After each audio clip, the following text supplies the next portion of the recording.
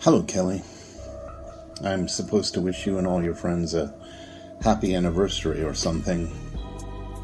Well, happy anniversary. I hope you're happy now.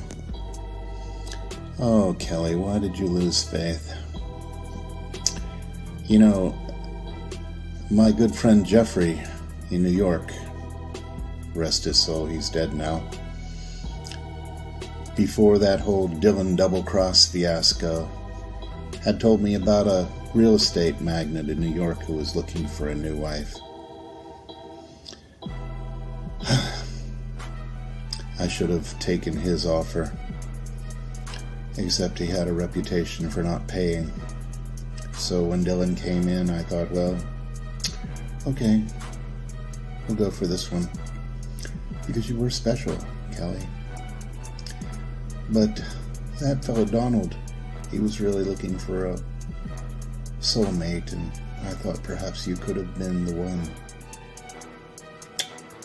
You could have been the first lady, Kelly, but it wasn't to be.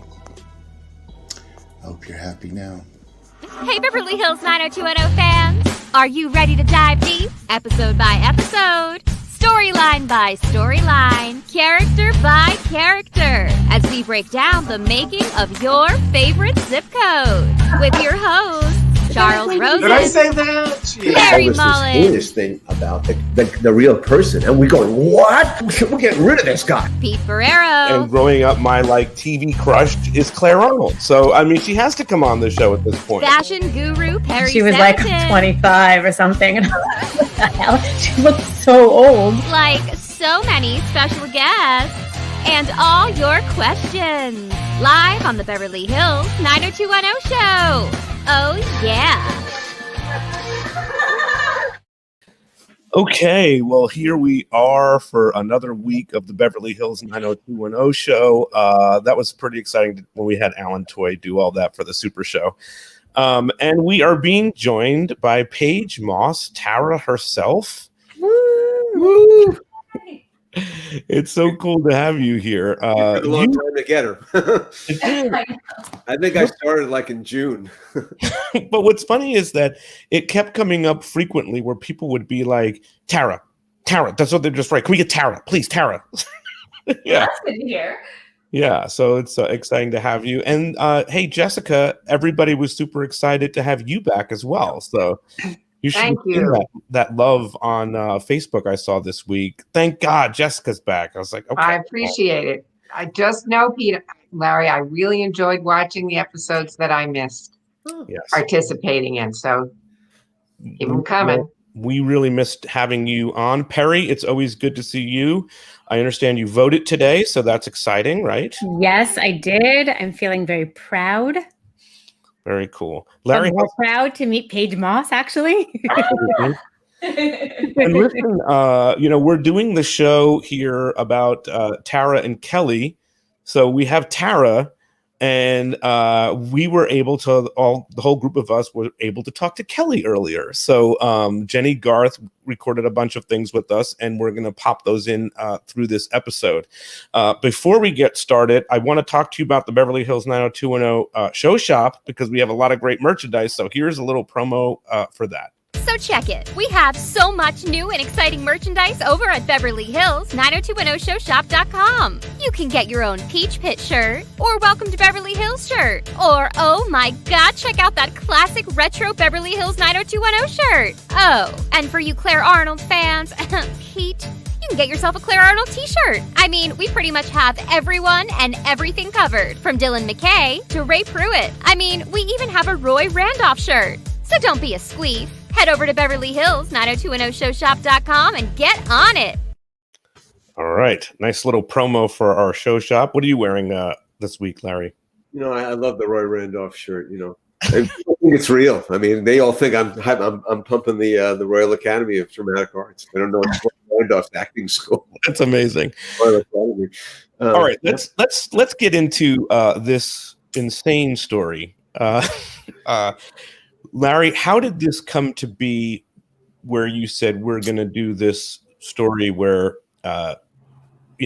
Kelly has a stalker? It wasn't a stalker. Okay, you got to corrected back me on off that the earlier as stalker. well. Yes. I mean, there are stalker stories. This was this was the wounded bird you take in that then winds up trying to kill you.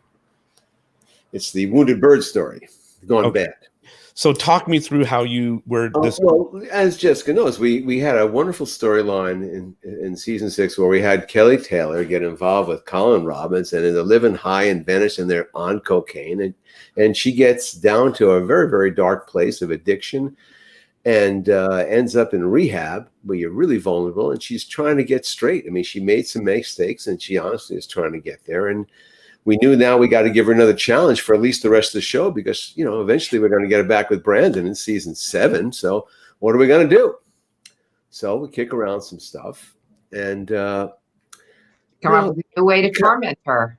Exactly. What to challenge her. And, you know, she's great at victimization, I guess. But, you know, again, we have to, as Chuck always says, at this point, we're turning out a lot of episodes. But then we had an idea that really tickled us. And that was, you know, that movie Single White Female. In fact, I remember we screened it, actually. Do you remember this, Jess? No, that's right. I wish I could say I remember it. I don't. I remember the movie, and I remember thinking we should steal this, but I don't remember screening. We did. I mean, honestly, that's how we wanted. But we thought that we could really bring out some good stuff in it.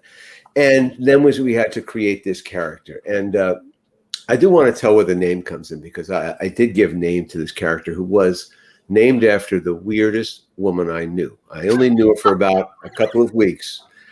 But this was, I was hitchhiking with my girlfriend who was then my wife. This is like 1972 before anyone, you know, anything was there. And I was researching a play I was writing called Free Ride.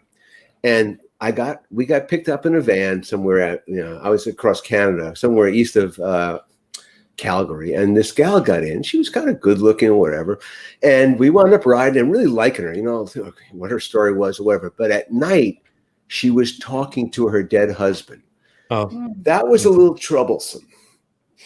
And then we had the UFO encounter with her, and it kind of got weirder after that. And then the mistake I made, because the other thing in this trip was I met another guy a German engineer on the pipeline who was lonely, you know.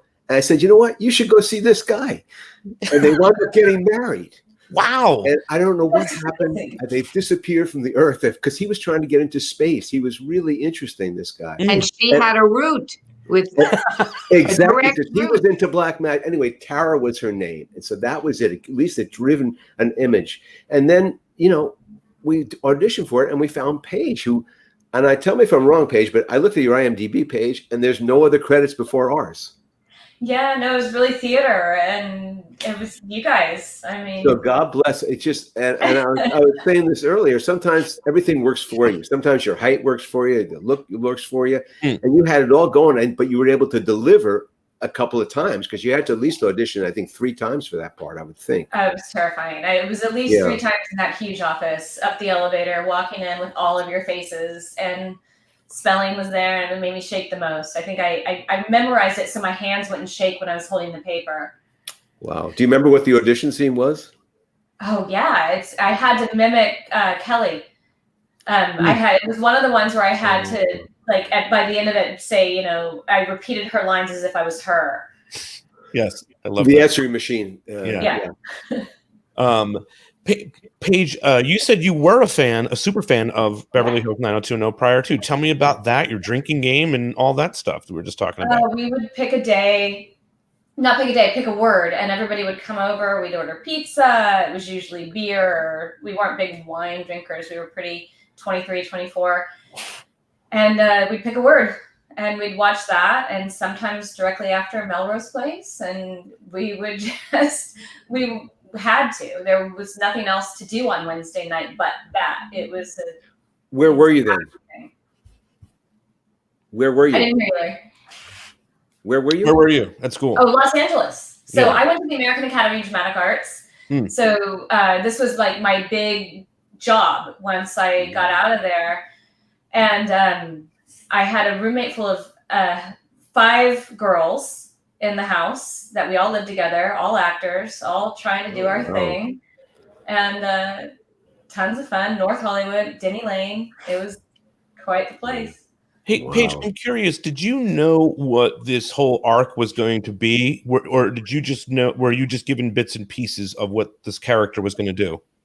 When I signed on, I had no idea, but because the audition scene was me saying I'm Kelly Taylor, and someone told me that Mr. Spelling said that I scared him in the audition, which was one of the reasons I got the job, which I thought was so funny. I was like, oh my God, that's amazing. But I didn't know completely, but I did have somewhat of an idea. And then as we, before filming, got into the wigs and all of that kind of stuff, I really understood it. Okay, Yeah. cool. Well, listen, like I said, we talked to Jenny Garth a little bit. She joined us we pre-recorded it with her. She really wanted to come on today to do it live, but just her schedule and all that. So here's a little bit of that conversation. Like the hair. Hi. What's going on? Now we're all going to try to look like you. I'm going to color her purple now. When you can't do your roots for 6 months, you don't have a lot of choices. So We couldn't do this the story of Tara and Kelly without Kelly. So we brought Jenny on. Jenny was sweet enough to come on and chat here for a little bit. Well, first off, Paige, how are you doing all these years later? How's all going in your world? good. 26 years. I mean, it's a long time. How long? Oh my God. Yeah. One kid, 8 years old. Yay. That's amazing. Trying to figure Halloween out because I want that to be special. But, you know. Where are you right now? In what city? We live in Los Angeles and we have a home in Palm Springs. So as soon as the virus hit, we hightailed it out to Palm Springs, and I haven't been back because we've just kind of stayed safe and secure in our little bubble. That's awesome. So great there. Yeah. Jenny, let me start with you. They pitch you that you're going to have a stalker. That's super sweet initially. What do you remember about this storyline? You just probably revisited it quickly today. What do you remember about this? I remember thinking that was absurd that Kelly was going to have a stalker. I don't know, was this like early on, or was this like number 10 of the ailments that Kelly had? What was it? When did I get a stalker? Before or after I was in the cult? It wasn't a stalker so much. She was coming off, her cocaine addiction and her real bottom. Right. And she was in the rehab. She was in the rehab, and she was really, yes. She breaks up with Colin in the first episode that we watched, where we introduced Paige. All this and married too. So it was kind of more like she's so vulnerable, she's going to take in a stray, and the stray then basically comes back and not stalks her, but becomes her. We used the movie as Single White Female as our shorthand, basically. It was so good. I was watching it today, and I was like, this is really good TV. Who's that cute blonde? Who are those two cute blondes? Oh yeah. I mean, no, that when she becomes the blonde at the end of good. Oh my gosh, that's whoa, okay. Was that a wig, Tara or Paige? Yeah, it was all wigs. But Donna had the best line at the end where she's like, "We told you she was weird." It was like the best line. Yeah. Wait a second, was that a wig or not? It was the wig story. The first 2 episodes were a wig that was really bad. The brown? And I think all of the producers saw that and were like, we've got to get her a lace front wig. And it shifted to a really nice wig. And then when that came off, that was me. Yeah. Oh, so the blonde was you. Yeah. Yeah. Oh. Paige, I'm curious, what was it like working with Jenny all those years ago?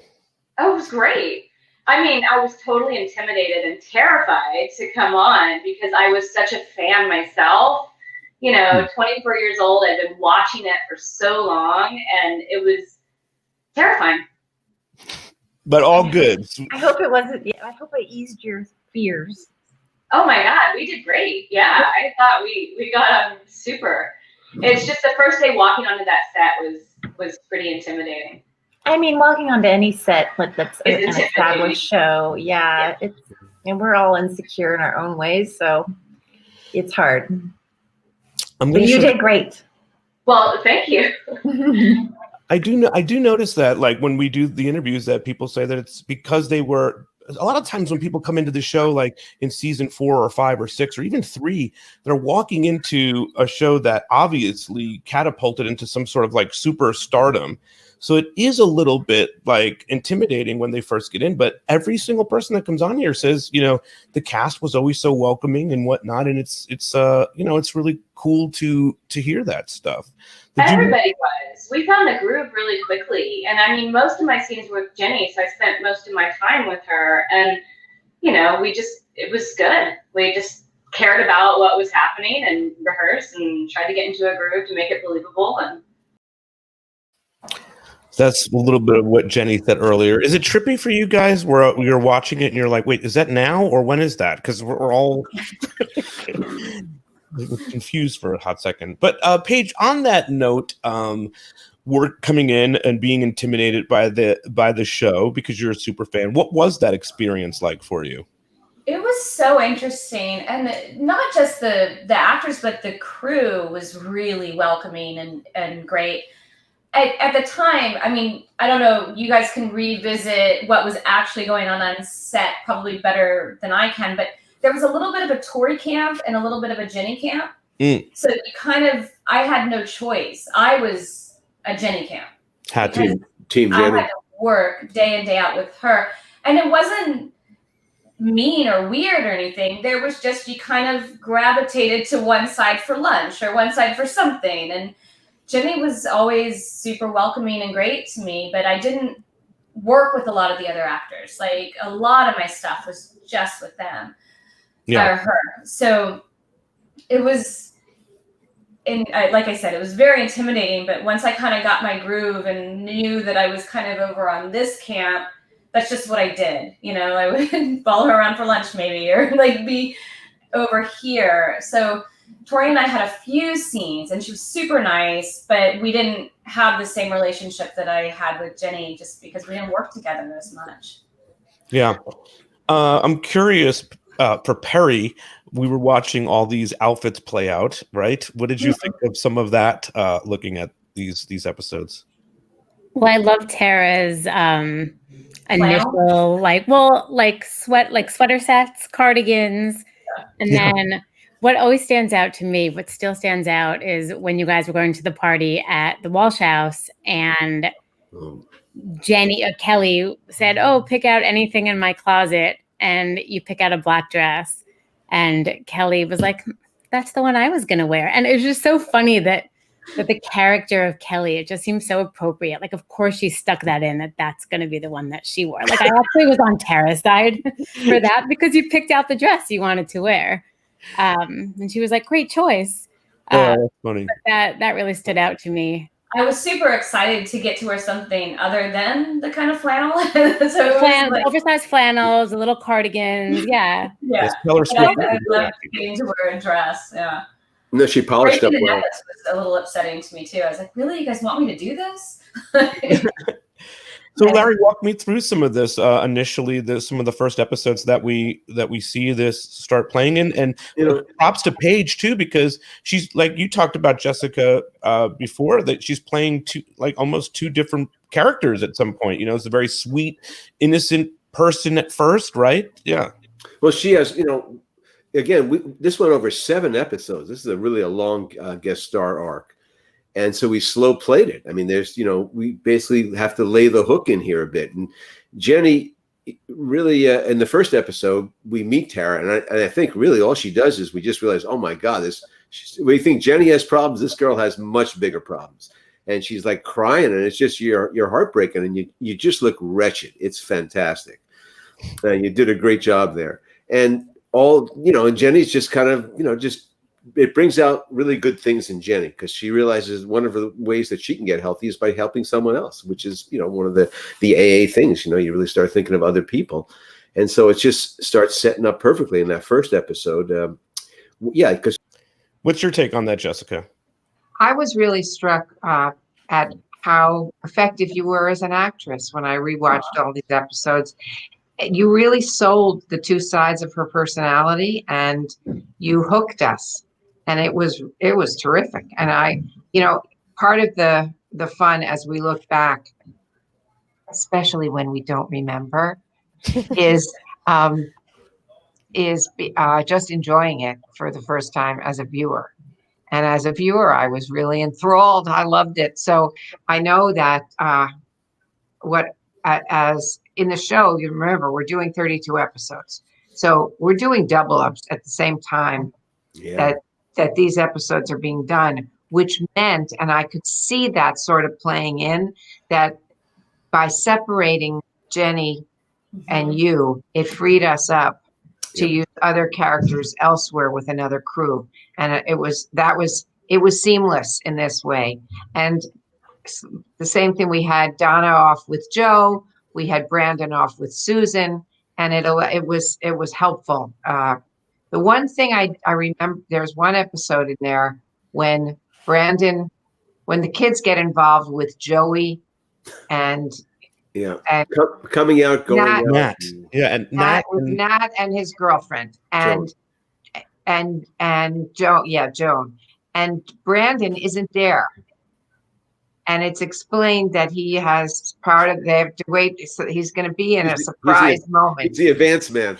So I think that he must not have been there because he was in something else for double ups. Yeah. I mean, so much of the writing was modular like that. We had to do that. You had to, this was part of that. So yeah, we had to have a self-contained Kelly plot. But when we first see the character, we're really seeing it through Kelly Taylor's eyes. And so we really want to help this character.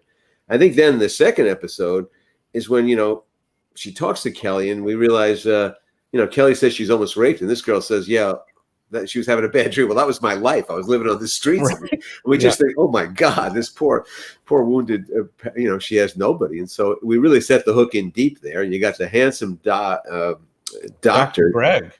Dr. Greg there. And, we start, just laying it in slow. So that was the first two, was that leap of faith episode. I don't know if you watched the whole thing, Jess, but I was very proud of it. I watched the whole thing. It was good. Right. It was a sweeps episode where we had a car chase, which is so like LA. During sweeps, they always have car chase. And we had a car chase during sweeps on our show. Talking about giving them something, teeing up a thing for the public PR department. I just felt real proud of that. I think that's Colin's van. I know. It was so great. It worked well. Hey, in fact, you see it too, because you're sitting there with Jenny in the rehab, and she realized, we got everyone involved in that story. It was terrific. That's Colin. You're Colin, you say? Yeah. Hey, Paige, Sarah wants to know what was the challenging part, I guess, about preparing for your role? Oh gosh, well, the writers were so good at creating this backstory for her, where her parents had abandoned her and she was living on the streets. And it's said a couple times, but the truth is this little vulnerable person didn't have an address to connect to anyone that she thought might care about her. So she was just completely alone. So it was just trying to figure out how someone like that would want so badly to connect with another human being and have them love them. So I thought about that a lot. And then it got more challenging when I had to go into like just obsession.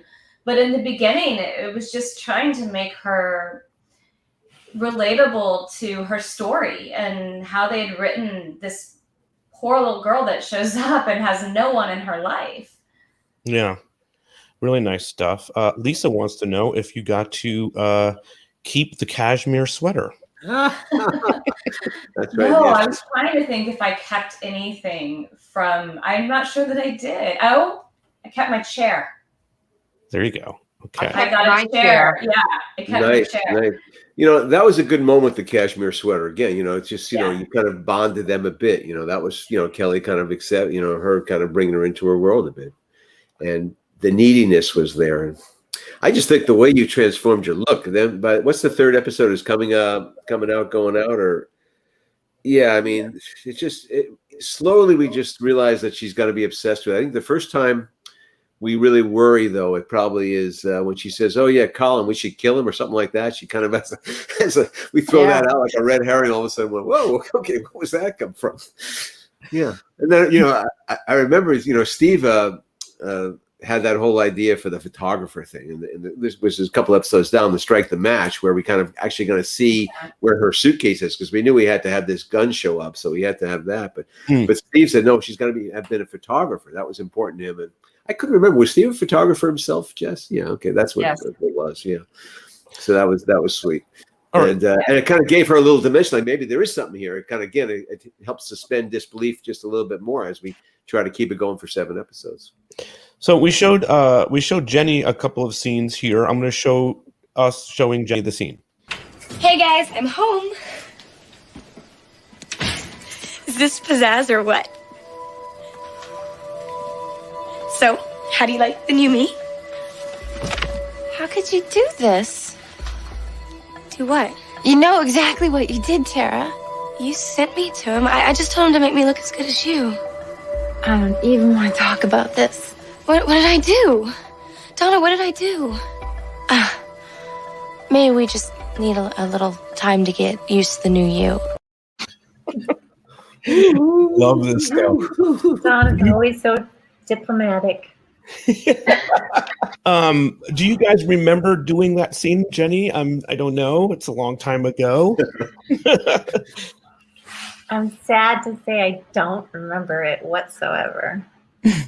I remember it just because it was, I had to try to look so much like you, the blonde and the thing and coming in. It was somewhat terrifying. Every time I had to try to beat you, those were the scariest scenes for me, because I was like, I don't know if I can mimic it or get it just right. You did a great job. There's a scene where she tries to kiss Brandon in the dark room. I'm not sure if you saw that, Jenny, but it's also a pretty cool scene. Do you have a Very creepy. Oh yeah, that's pretty cool. And Brandon, his reaction's pretty good. He walks out and says to Susan, "She's crazy." When you look back, Jenny, I mean, you've done so many things. Where does this rank in the Kelly Taylor crazy scale, I guess? Oh man, I mean, it has to be right up there. I think right up there with the cult. Yeah. Oh, absolutely. What we talk about, it's crazy. Yeah. So that was her reaction to that. Paige, I love that you remember doing all of that stuff with the hair and all that. So what was a wig and what wasn't a wig? Back to that question. It's so funny. My husband was like, I think you're wrong that you were wigged more than you thought. I had literally almost had a shaved head at the time. My hair was very short, so it was easy for them to wig me, but the brown was completely 100% wigs all the way across. But I had dyed it blonde, but I think it wasn't quite long enough. So I think the blonde might have been a wig as well. So that's a wig. You're saying that's a wig? Yes? That's a wig. Yeah. That was the good wig, I think. Yeah. Oh, yeah. We got this amazing German lace wig maker who came in and like molded my head. Like, it was incredible. Yeah. Yeah, I remember the bad wig, and I remember complaining about it. And I also remember you did a version that helped you, because we knew we were going to have to wig you to make you look like Kelly. Well, and the nice thing too was the first 2 episodes in rehab was the really pointy bad wig, and everyone was just like, "It's gotta go," and it went. Like it was settled, and no, you look like you were full of Thorazine. Yeah. Michelle wants to know, how was it working with Jason? Larry referred to that scene that you got to do where you hit on Brandon. Jason was a very gracious actor. He was super sweet and kind. And I, of course, was super excited. I think that was my second scene with him, because I think I had a scene at the party first. So it was great. Yeah, I saw a question here. Someone asked Lori, I think, since you were a fan of the show, if you had a crush on any of the cast members prior to coming on and working on the show. Definitely. I wished I could have worked with Luke, for sure. And probably Jason would be my number 2. Got that. At the time. So we see a lot more. I'm going to see if I have another scene here that I can show you that maybe we didn't. Well, let's see what other things that Jenny talked about. She thought that this was somehow the fire episode. I know. Yeah. Okay, let me wait. show you Was guys- there a fire? Was there a fire at all with this storyline?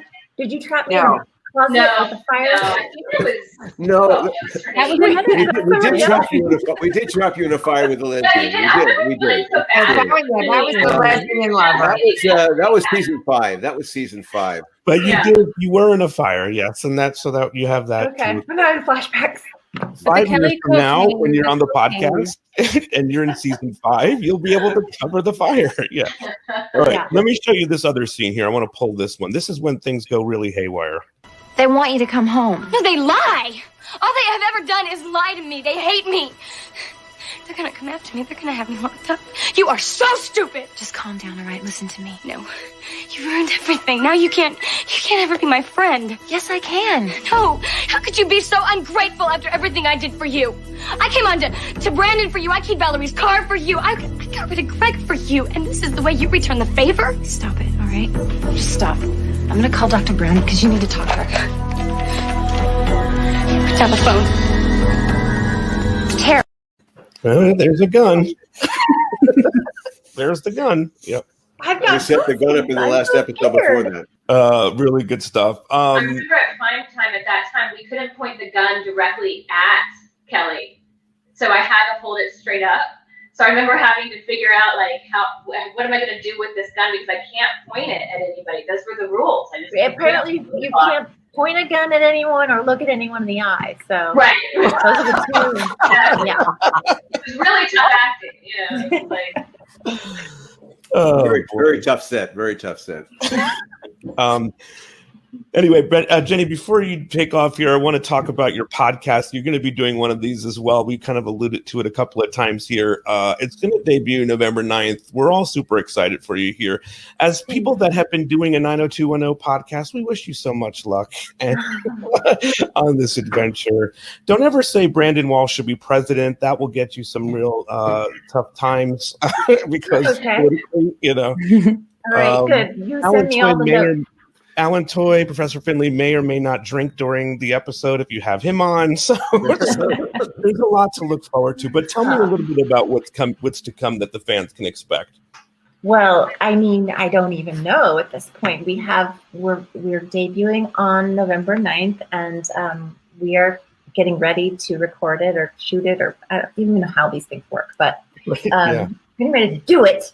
And I'm so excited to just get to hang out with my best friend and reminisce. And I feel like there's not going to be any topic that's going to be off limits. And I feel like Tori and I have such a tight bond, and we can remember things together in a way that other people can really relate to, even though they weren't there somehow. So I'm hoping that it just feels really inclusive, and that we make people laugh, and who knows, we might, be able to touch on some topics that are necessary. People want to talk about things that aren't even about the show, that maybe the show just sort of brings up these topics of conversation because there's so many storylines, so many things that happen on that show during those 10 years that are relevant to people's lives today and what they're going through still today. So I hope that we can kind of bring it all full circle. I know we're all excited for their podcast too, right? I mean, I think it's going to be awesome. All right, let's look at this other scene too. I want to show you guys this one. This is one. I don't know. With me, it's until I feel like I can't wait anymore. What about you and Greg? I can't wait anymore. Are you done with the bathroom? Yeah.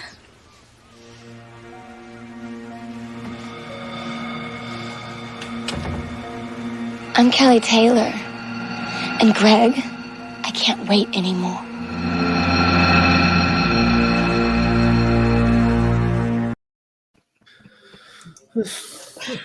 God, I love that stuff. Yeah, it's the beginning of the end.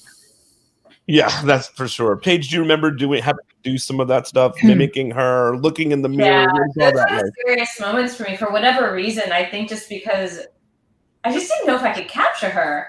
So mimicking her was really important to try and get it right. And then at some point I just gave up and was like, just do it and stop stressing over it because you're never going to perfectly mimic her. So it did scare me though, some of those mimicking scenes. I'm curious to know when all of this stuff starts to air, are you getting recognized from this performance as Tara? Yeah, it did. It happened a bit. And, you know, because the show was so incredibly popular and iconic, like at the time, you didn't know how iconic it was going to be. But going out and getting maybe a little special treatment. And I mean, we were 24 going to Largo, you know, in Hollywood and going to bars and all these different places. So it did start to happen. It was so new and overwhelming and fun and life-changing. Hey, Larry, and for you or Jessica, Claire, our friend Kathleen, she's coming on the show November 11th. Yes, I'm very excited about that. I'm so happy, and I got to meet her and all that. Jessica, we can talk about that. But she is on to Tara right from the start, right? She gives me the juice thing. Yeah, she takes her juice or something. Yeah, I mean, it's the roommate thing. I mean, again, we had a whole episode we could just kind of do with the discomfort of having someone who's going to be like staying at your couch and how that affects everybody. And it shows Jenny's character of Kelly having to defend this new friend. I mean, someone needs her and she needs this. And she does a really good job defending her to her friends. I mean, against all odds, as it turns out.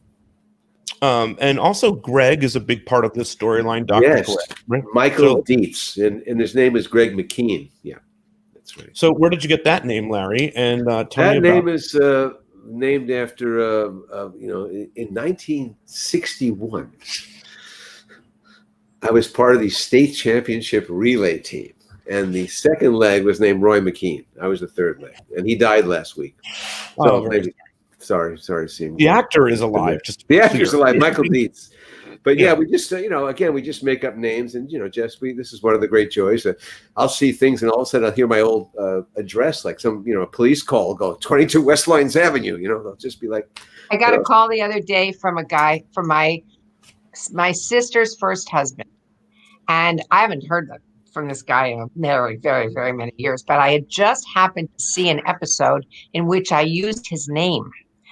And he revealed what I didn't remember, which is that Steve and I were convinced that he could play a part on the show because he was handsome. And we created a role thinking we'd give it to him.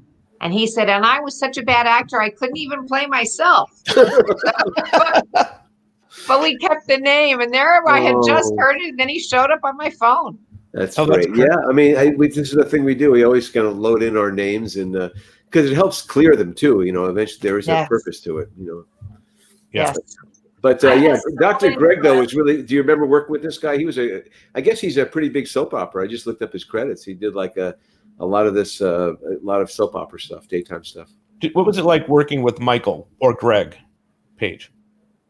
Oh, we didn't have too much. I think I scared him in the bowling alley when I told him, Kelly's still vulnerable and could still be doing drugs. And that was pretty much our biggest moment together, but super nice. Yeah. Everybody's saying how hot he was. I mean, that's... I know. Yeah. Jenny even said that. He was so cute, right? Before we came on here. Yeah. She did. Yeah, I mean, one of the other things that we talked about, which was sort of a little bit more seriousness, is that this storyline definitely touches upon mental illness in a big way, and Jenny and Paige kind of talked about that in this next clip. I mean, listen, the reality of this storyline that you guys did is there's a deep mental illness in Tara. Mm-hmm. So while we've had some fun talking about this as a single white female storyline for sure, there certainly is some seriousness there. Paige, did you ever feel with this storyline about the mental illness things as that's been coming up in the more recent years that you were a part of something that was way ahead of its time with that storyline?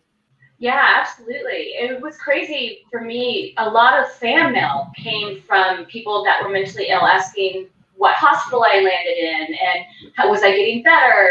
And the character really drew out a lot of people that, again, love 90210 so much that they thought it was real, and they related to her, and they liked having them be represented maybe in a way on television that they could relate to somebody in that situation.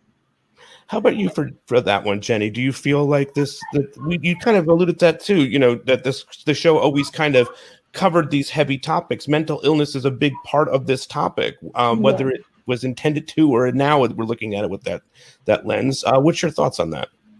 I mean, the show was a pioneer in talking about topics that no one had been talking about before.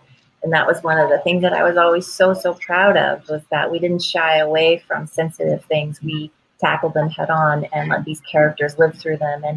And that's how we reached the people, was, that connection. And I think that, mental illness is still something that's so difficult for people to talk about and to be honest about. But to be able to be a part of something the way that Paige brought that character to life and made her so vulnerable and so real and so relatable was really kind of knocked the walls down for people and made it, something that they could talk about. That's really awesome. Well, you should be very proud of yourself, Jenny. The work in this series, this particular storyline is phenomenal, but I can't wait for you to see your work in the early seasons. It blows me away every time I see it. I mean, like Jessica referred to the slumber party episode. I can't wait for you guys to cover that on your podcast on 902 OMG on iHeartRadio. So thank you for spending a little bit of time with us. You're so welcome. Yeah, I mean, I think that's important to talk about, that, you guys are tackling some big issues. Paige, you kind of touched on it there. Do you want to talk a little bit more about that? Yeah, to be honest, when the fan mail and things like that would come in, I would just write back and just be honest and kind of thank them for writing and thank them for appreciating and recognizing that is a real thing. The writers put it in. The writers did such a good job of letting Tara express every place that got her there. Not having parents, living on the streets, turning to drugs, and mental illness is more than that. But they tried to give her a well-rounded background as to let viewers understand or relate to where she was at. And I went on to play so many people with mental illnesses from this one job.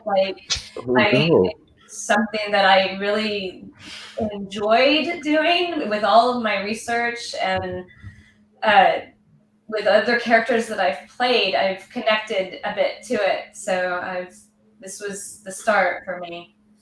Well, it narrows down the competition when you've got one thing you can really deliver strongly. Yeah, and I did. I mean, people say stay in your lane. Stay in your lane.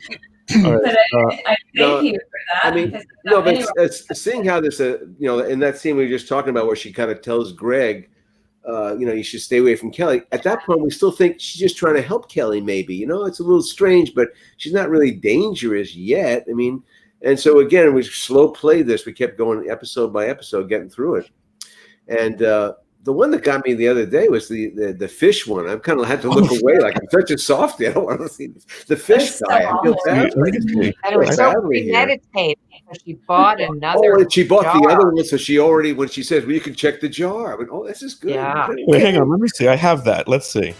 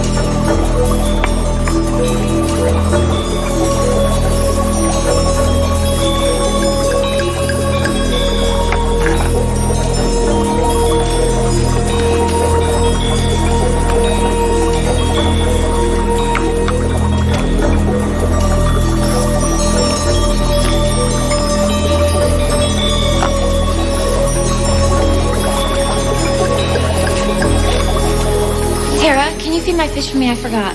Just a dab. There's a new container on the shelf. Just a dab. Just a dab. Well, that's the end of the fish. That's that. and then the reason she does it is because she wants Kelly's going to need someone to comfort her for this tragedy. So she basically is purposeful. You know, I'd forgotten that part. I was glad about it. Just one of the ones I love that you guys wrote was when they leave the club and Valerie and her kind of get into an argument, and I say to her, "I hope she dies." And that's the first time. Val died. I didn't pick that up. What's happening here? Because it was so extreme, but subtle. But then you key the car. Val died. Yeah, but that is interesting because there's always like a play with Valerie and Kelly not liking each other, and that's really one of the times that Kelly says, "I hate Valerie." You know what I mean? Because what was going on with Colin and all that. So it's well placed, and then Tara takes it to a whole other level. Yeah, me too. I hope she dies. Like, wow. Well, and Kelly's face is just kind of like, what? And then it's done. There's also that blowout scene, the blow-off scene where Colin and David get into a fight at the After Dark. Oh yeah, because he thinks that David did it. He keyed Val's car. Right, and then Tara makes that real awkward joke about like, well, we all know why we hate her, like all of us, right? And it's just so awkward. Seeds the whole time, you know. Yeah. Really, really nice stuff. Perrie, any questions for you on this topic? I don't have a question, but I do have a comment. Perfect. I have always thought of Tara, obviously the character has some mental illness. It's very obvious, but I've always viewed her as like a camp icon. Like the way she was written, it felt to me a little bit intentionally over the top, which for me is the definition of just campy. And I don't think I was used to seeing that on Beverly Hills 90210.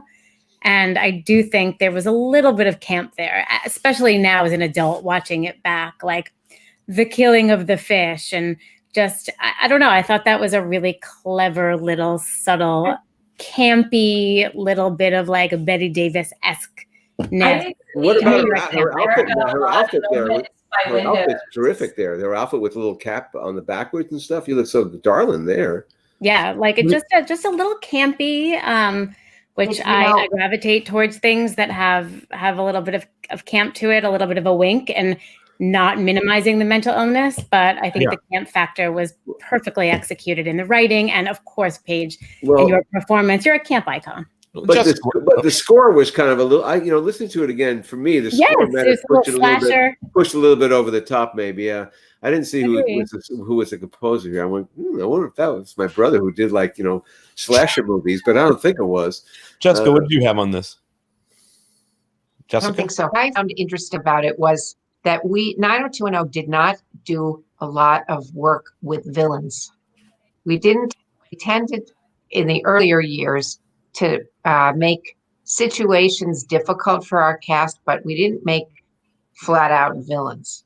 And as we were more challenged to come up with story, and as we started to look for actual danger to put our characters into, villains became more part of the culture. And in deciding to do this storyline, we were creating a character who was iconic in the world of scary movies, whether it was single white female or whether it was a more old Hollywood kind of choice. Yeah. And it made a complete tonal shift for us in this way. And I loved it. I just thought it was really fun to watch. And it was very interesting that I thought the directors and the editors did a good job of deftly switching from this storyline to another that was playing in a more realistic realm or in a more upbeat realm. Tonal shifts worked in these episodes. Yeah, I mean, driven by the 32 and the double ups. But we should talk about the directors here. We should list them because there were people that we do a lot of work with. There was I saw Frank Thackeray did The Big Hurt, which we have to talk about The Big Hurt because that one is really terrific. But the director was Frank Didn't you write Thackeray. that one? Didn't you write The Big Hurt? I did. I didn't remember it, but I said yes. It was very good. Yeah, it was good. I liked it. It was really good.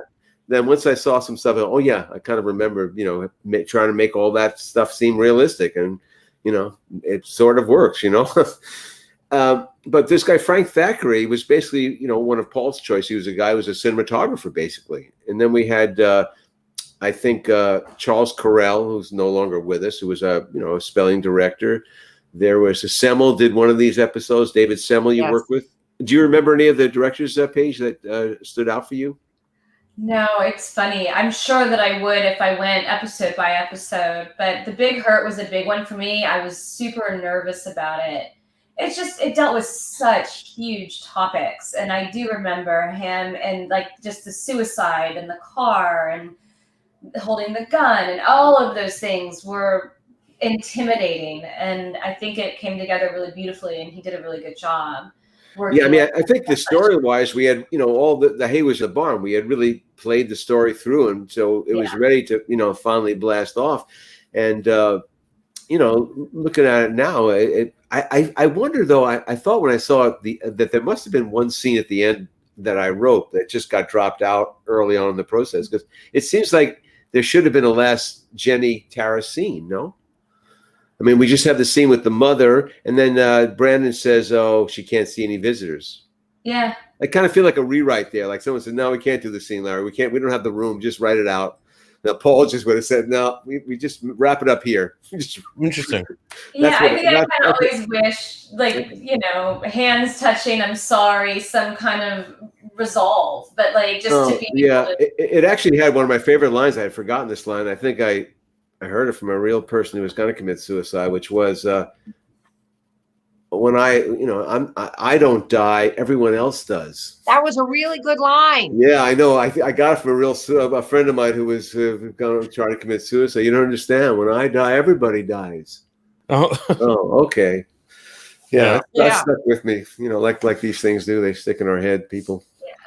Do you remember doing some of those physical scenes in that episode with Jenny? And was that challenging to do? Yeah. Oh yeah. I mean, just being in the car. It was. I had to be in such a heavy emotional place that I kind of wanted to listen to sad music in my bubble and get my head there. But it was very challenging. And like I said, with the gun and all of those things. I think that's the first time I've ever held a gun, so all of those things kind of weigh onto you as a character. And obviously it wasn't the first time Tara had held a gun because it was in her suitcase. It was hers. But for me. No, she cocks it really well. I thought she loaded the shit. But you had to clock her. You had to knock her out too, which she probably went out a little bit too quick, I thought there. But we didn't quite have enough coverage there. But did you hit her with the gun there? I'm trying to remember though. She knocked her out. She did. Yeah. Well, that was good. Should have had a little bit of blood or something there, I think. Yeah. But no, that's it's frightening. I mean, the whole thing you had researched, the tailpipe, the little details that were in there really sold it. I thought. Yeah, I was pretty happy that it happened, and I think the woman playing your mother was actually, was just a day player, but she did a pretty nice job. Anne wants to know. Sorry if this was answered already. Were the haircuts based on single white female? No, the story was, but the haircuts weren't, because that was basically the haircut that Jenny was wearing in this season. So just copied her. Yeah. And that was interesting to see Kelly's haircut like that season. And just generally speaking, it was shocking, different. Yeah. But she looked so gorgeous. I mean, the beginning of that season when she comes back being a model with Colin, oh my God, it's just phenomenal. I was also struck, Paige, in the scene with the backwards cap, and when you look at yourself in the mirror, you really completely had transformed by that time. And I thought one of the coolest things about the makeup and hair and your performance is that it got better and better. You looked more and more like her as time went on. And that in that scene, it was like, oh gosh, this girl's really starting to look like her. And it was great. You look gorgeous. Yes, very gorgeous. You polished up very well. Well, thank you. You also got to do some stuff with Brian. We talked about the whole bowling stuff, and you kind of like went on that date with him. What was that like working with Brian? Brian had been on the show for such a long time that it wasn't like he was overly concerned about how the scene would play out. He was like, "We've got this, we're good." Where I was new and I was so nervous, and he was like, "We're okay. We didn't. I would want to rehearse it maybe," and he's like, "We're good, Paige. We're fine." Short scene, and I was like, but super, super nice. Again, like I didn't have as much time with him, but it was, like I said, the cast were great. Yeah, that's awesome. Magda says that Paige has beautiful eyes when you get that close up looking out the window. So that's a nice compliment. Yeah, we have all the watching Kelly kiss, Gray. I mean, again, all that kind of stuff, again, gets through another episode. Just keep slow playing this thing. What's going to happen?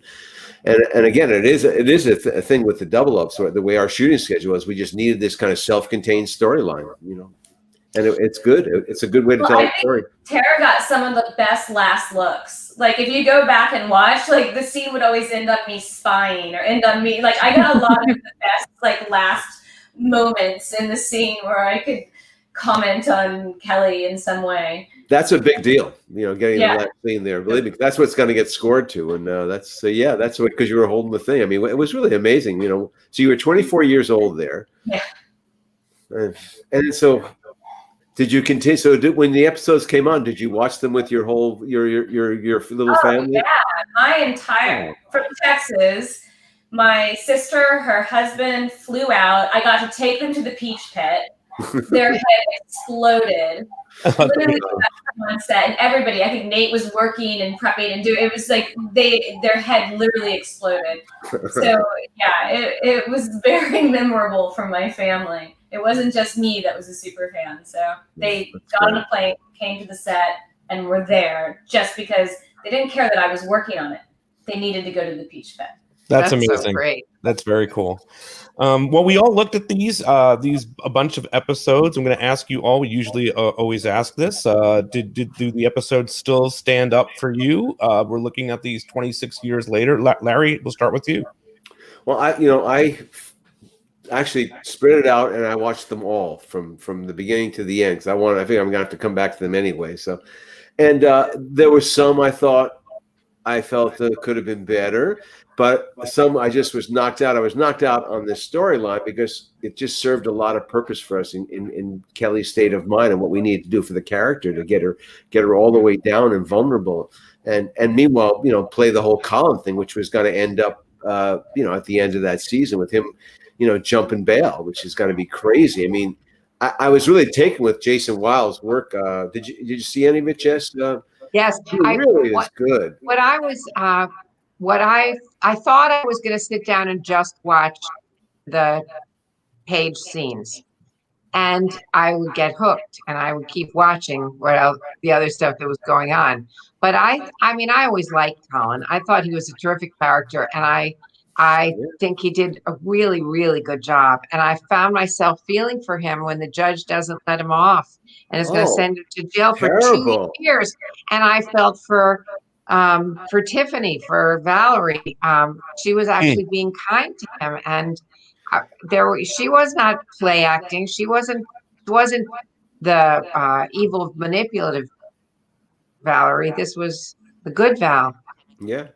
Yeah, she's doing it just to get back at Kelly, probably. But yeah, well, it's her boyfriend, but still. Yeah, but no, he did really good work. That stood out. The stuff that didn't, and again, it was a factor of the double ups. So there were 2 episodes. There was like the snow episode where the kids get stuck in the snow, which kind of is off the wall a little bit with the 2 Marys. And but didn't Claire look? Then we do another one.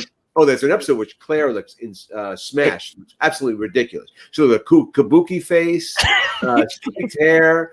Well, I was going to comment how adorable she looked in the snow bunny outfit. That's where I was going to go with that. Okay, well, she looked great in that. There's so much good. But then we do the same episode again with the camping with the Canadian girls. I went, oh, right. Just kind of got away from us a little bit there, Alicia wants to know, and I'm going to ask you guys too about whether it still holds up. But for Paige, did you continue watching the show after your stint on the show? I think that's a good question. Thank you for that. Yeah, absolutely. I did. We could have brought you back. I didn't either. But I didn't die. If we were there, we could have brought you back for first season. If they were smart in season 8 and 10, they would have brought you back. Definitely. Yeah. What about you, Paige? You watched all these episodes for the first time in a long time. What do they still hold up to you? Yeah, I mean, there's always moments where I'm like, oh, I overdid that scene, or oh, I wish I could have been more subtle or anything like that. But yeah, I loved it, and I tried to get my daughter to watch. She was 8. She tuned out real quick. It's too weird to see mom be crazy, and she was not having it. So I didn't put her through that again, but I tried. Mary B wants to know, you kind of said that you kept your chair. Did you keep any other souvenirs from the set? Just my chair, and I still have it. Yeah. And Perrie, what about you? Do you think the episodes all still? You told Jenny, I didn't play this, but you told her this is your second favorite story. So do you think these episodes still hold up? Yeah, this is my second favorite arc of all the seasons, the Tara arc for sure. Do I think they hold up? I mean, I kind of answered that before in that watching it back as an adult, I see the campiness dialed up a little bit. So hold up. I mean, are they just as entertaining? Yes. I actually think they're more entertaining now than they were when I was watching it in real time, because I was younger and I was more wide-eyed and I believed everything more. So now watching it, I sort of can watch it with a little bit of a skeptical eye and understand the campiness. But one thing that really did, to echo Larry and Jessica, that really did hold up for me was Colin's performance, his fear, the fear of going to jail throughout the whole sort of Tara arc. There's a line that always stuck with me about when he tells Valerie, like, you and your friends are going to be eating chopped salads and I'm going to be like picking bugs out of my food. That has always stuck with me. His fear.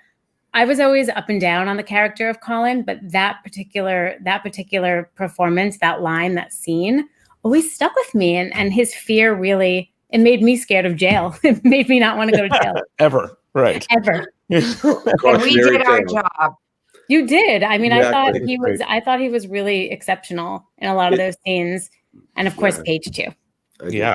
You were phenomenal, Paige. And also, you know what I noticed also in The Big Hurt? The introduction of Prince Carl, who was fantastic, so charming. We had the pleasure of hanging out with him when we did the You Say It's Your Birthday stuff, and he was great. He really came in there, and that was fun. And it was good stuff. I had forgotten that. Yeah, listen, Paige, I'm all about gratitude these days. I have to tell you, the work that you did in these episodes is just absolutely incredible. I mean, we're still talking about it to this day. Like I said, when we finally got you to come on the show, everybody was super excited to see you and to hear about your take on all of this. Hold on a second. Yeah. Why was it so hard to get you on the show? Okay, has anyone seen The Social Dilemma? Like, I turned my phone off, I turned Facebook off, I turned Instagram off, and I just took a break from it during this weird time that we're in. And then as I slowly started coming back, Peter was like on Instagram saying, "Hey, where are you?" No, I actually mailed her a letter. I found her address on the internet, and I mailed. Did you ever get the letter I sent you? I did. She never responded. Then I found a kind of an agent, a representative, maybe like an art representative. I had a correspondence with her, all through June and into July. And I was always close to get Paige, and we just kept thinking, why doesn't she want? Like, maybe she's just saying no. But it was kind of like always like a kind of a yes. But anyway, I'm so glad to have you. It's just terrific to see you. I couldn't be more grateful that you asked me to be a part of it. Oh, we're thrilled. Hey, I want to shout out our friend Sherry Rice, who's teen drama horror. She's doing a blog again. She's bringing that back. She said, "Old-fashioned snail mail, love it." But make sure you try to find her, Sherry. If I knew what to link, I would link it. But we'll do it on Facebook for you. This has been a lot of fun, guys, having you all on. I'm going to bring Melanie Rose on here in a second. Larry, her and I are going to preview what we're going to cover on our news show that we've been doing on Friday. But I want to say goodbye to Jessica and Perrie and Paige. Thank you all for. Thank you guys. It was a pleasure. Hi, everybody. Thanks for having me. It was great. Jessica, it's great to see you. All right. We're going to say goodbye to them, and I'm going to say hello to Melanie. And hello, Melanie. My hat character. Okay. A lot of moving parts when you have to move people on and off. I thought that episode was absolutely great. It was great to see Paige. I thought she's just so fantastic in this this entire thing. Melanie, how's everything with you? I just want to let you know, Melanie, you are on mute. So, yeah. Yeah, that would probably help, right? Yeah.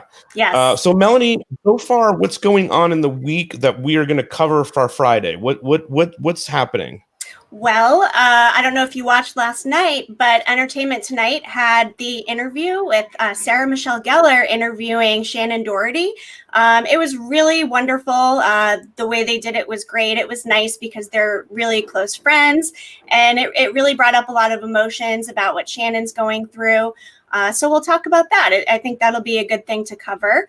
And then, of course, it's a busy week with Halloween and with voting. So our social sweep this week will feature, a lot of the cast members, what they're posting for encouraging people to get out there to vote, along with any of the fun Halloween stuff. I've noticed Tori's had a few fun Halloween posts up on Instagram, so we'll get to those. And a couple other things. And it's only Wednesday, so we've still got 2 days for some other stories to shake out. And if I know 90210, it will be in the news. And we'll also. Did you see, by the way, we'll talk about this on, but Beth says that interview was amazing. I hope you're referring to our interview with Paige Moss. I think she's talking about the Shannon interview. But no, what was I going to, I just threw myself off. I just totally threw myself off with that.